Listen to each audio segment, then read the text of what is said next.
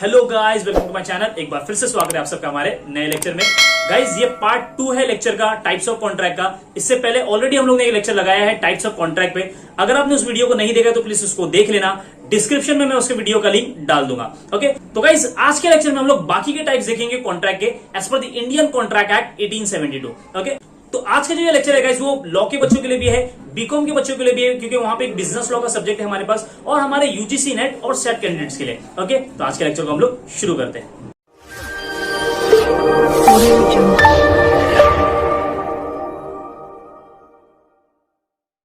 Okay guys, आप देख सकते हो स्क्रीन पर टाइप्स ऑफ कॉन्ट्रैक्ट के हम लोगों ने on the basis of validity complete कर लिया है।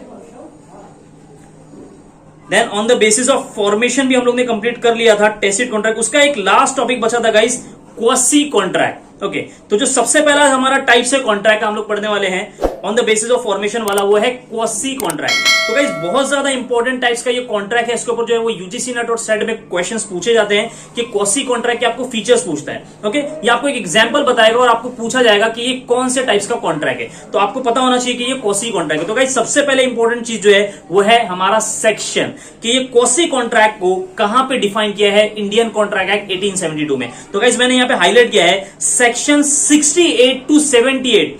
तो गाइज सेक्शन 68 और से 78 जो इंडियन कॉन्ट्रैक्ट एक्ट का सेक्शन है वो हमारा रिलेटेड है क्वासी कॉन्ट्रैक्ट से। ओके, तो ये जो गाइज जो वर्ड क्वासी आया है ना, क्वासी जो है हम लोग बहुत अलग अलग चीजों में भी यूज करते हैं, जैसे quasi central bank, quasi contract. Okay, तो ये जो क्वासी का मतलब होता है नॉट एन एक्चुअल या नॉट एन रियल। जो चीज रियल नहीं होती है, एक्चुअल नहीं होती है, उसको हम लोग क्या बोलते हैं, क्वासी बोलते हैं। ओके, तो आप समझ चुके होंगे कि ये ऐसा कॉन्ट्रैक्ट है जो हम लोग रियल में एक्चुअल में कॉन्ट्रैक्ट करते नहीं है, लेकिन लॉ के जरिए जो है इस कॉन्ट्रैक्ट को जो है वो बनाया जाता है। ओके, अभी हम लोग पढ़ते हैं। A quasi contract is not an actual real contract. क्या लिखा हुआ है पहली लाइन में कि ये जो क्वासी कॉन्ट्रैक्ट है वो एक एक्चुअल या रियल कॉन्ट्रैक्ट नहीं होता है। तो फिर क्या होता है sir, it is created by the law under the certain situations.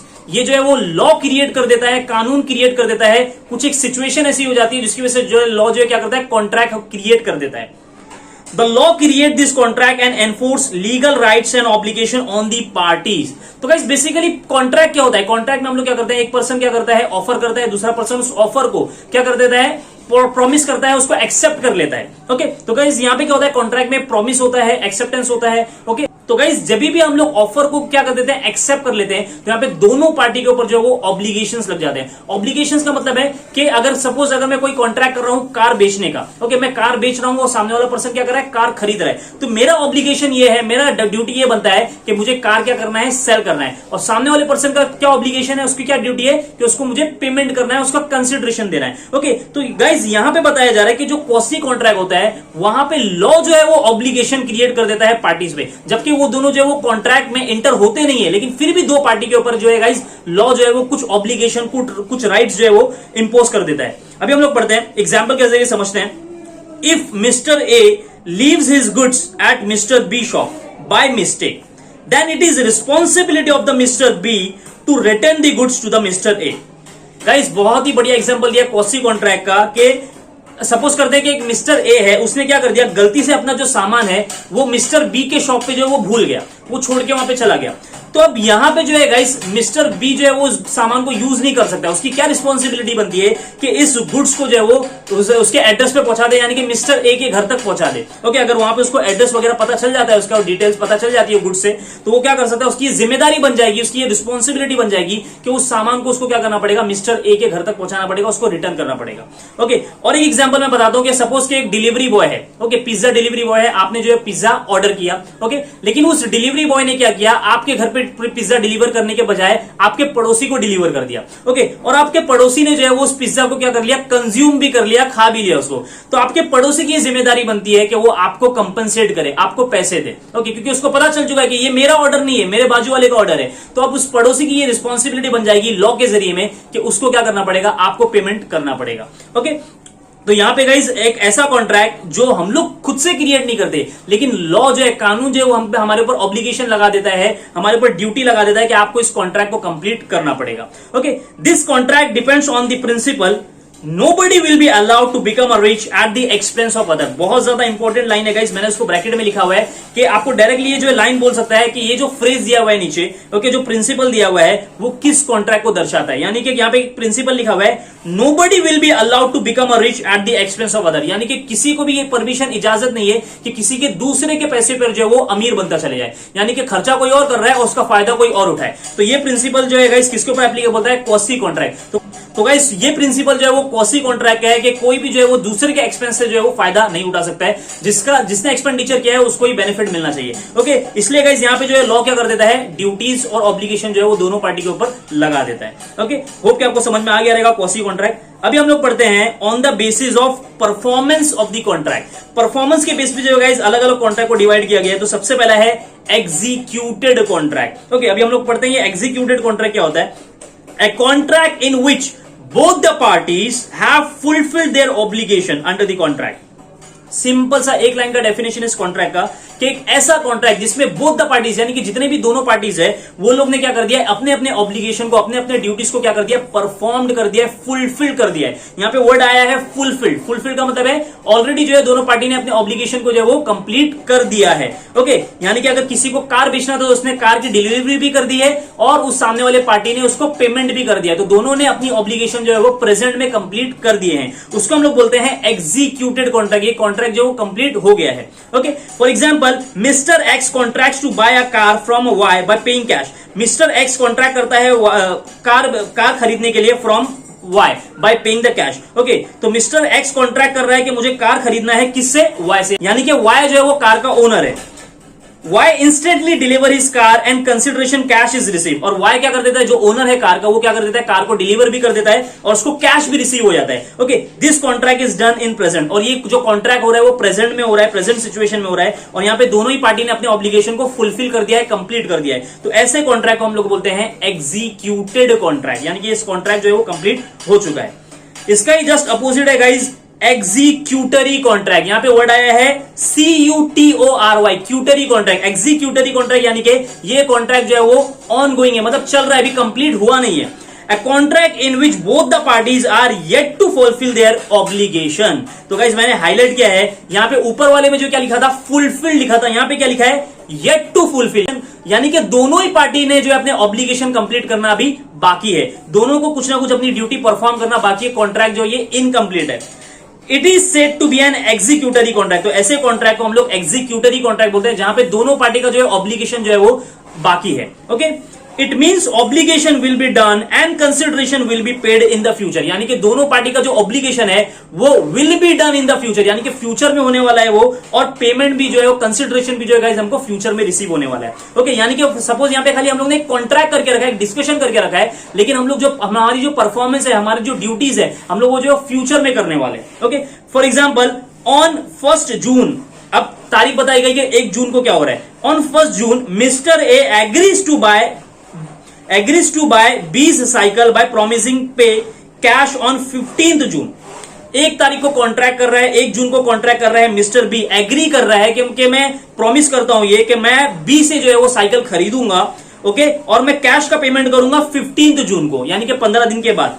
B agrees to deliver the car, B agrees to deliver the cycle on 20 June. और जो बी क्या एग्री करता है, बी प्रॉमिस करता है कि ठीक है आप 15 तारीख को मुझे पेमेंट कर देना और मैं आपको जो साइकिल जो है वो 20 तारीख को दूंगा। यानी कि गाइस इस कॉन्ट्रैक्ट में दोनों ही पार्टी जो है वो अपने ऑब्लिगेशन को जो है वो फ्यूचर में परफॉर्म करने वाले हैं, फ्यूचर में वो जो गाइस अपनी ड्यूटी को कंप्लीट करेंगे। तो ऐसे कॉन्ट्रैक्ट को हम लोग बोलते हैं एग्जीक्यूटरी कॉन्ट्रैक्ट। ओके, उसके बाद में गाइस 12th है हमारा यूनिलैटरल कॉन्ट्रैक्ट। यूनिलैटरल का मतलब होता है गाइस कि जहां पे एक ही पार्टी ने जो है अपना ऑब्लिगेशन को कंप्लीट किया है, दूसरी पार्टी की तरफ से जो है ऑब्लिगेशन जो है गाइस वो पेंडिंग है। Okay, A unilateral contract is one-sided contract in which only one party has performed his promise और ऑब्लिगेशन। यहां पे गाइस बताया गया कि ये एक वन साइडेड कॉन्ट्रैक्ट होता है, यानी कि दो लोगों के बीच में कॉन्ट्रैक्ट हुआ है लेकिन ऑब्लिगेशन जो है वो सिर्फ एक ही पार्टी ने अब तक कंप्लीट किया है। Okay, one party has perform his promise और ऑब्लिगेशन, दूसरे पहली पार्टी ने जो अपनी प्रॉमिस भी कंप्लीट कर ली है और उसने अपना ऑब्लिगेशन भी पूरा कर दिया है। The other party has to perform his promise और ऑब्लिगेशन, लेकिन जो अदर पार्टी है उसको हैज टू परफॉर्म यानी कि उसको परफॉर्म करना बाकी है। ओके, एग्जांपल इसे समझते हैं। Mister X promise to pay Y a sum of ₹10,000 for the goods to be delivered by Y X paid the money and Y is yet to deliver the goods। यहाँ पे X और Y के बीच में जो है वो contract हो रहा है, ओके, कि 10,000 का जो वो सामान है उसको डिलीवर करना है, ओके।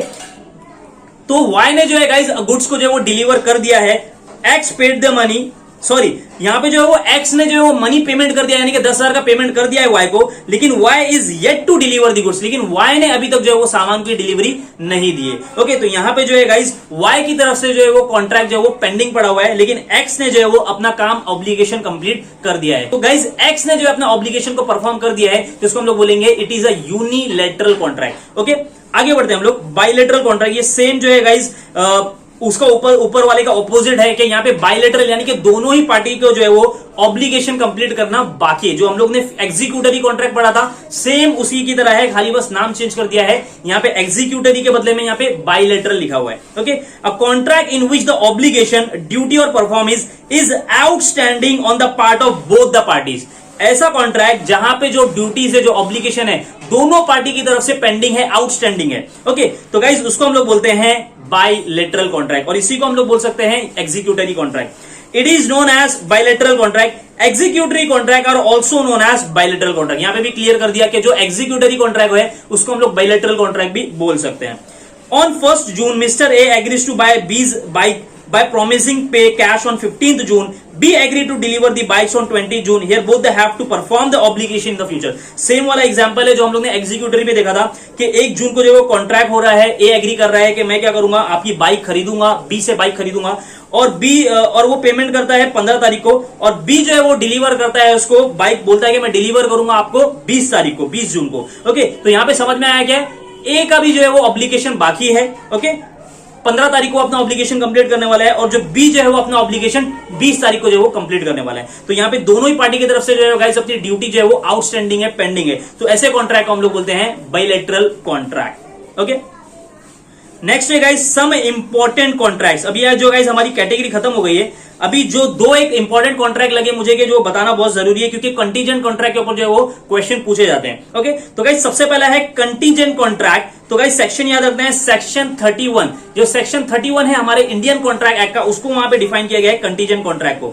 तो गाइस कंटीजेंट कॉन्ट्रैक्ट बेसिकली यहाँ पे क्या होता है कि दो पार्टीज के बीच में कॉन्ट्रैक्ट होता है, लेकिन यहाँ पे जो कंसिडरेशन का पेमेंट होता है वो एक कंडीशन के ऊपर बेस्ड होता है, यानी कि अगर ऐसा होगा तभी जो है सामने वाला पार्टी आपको पेमेंट करेगा।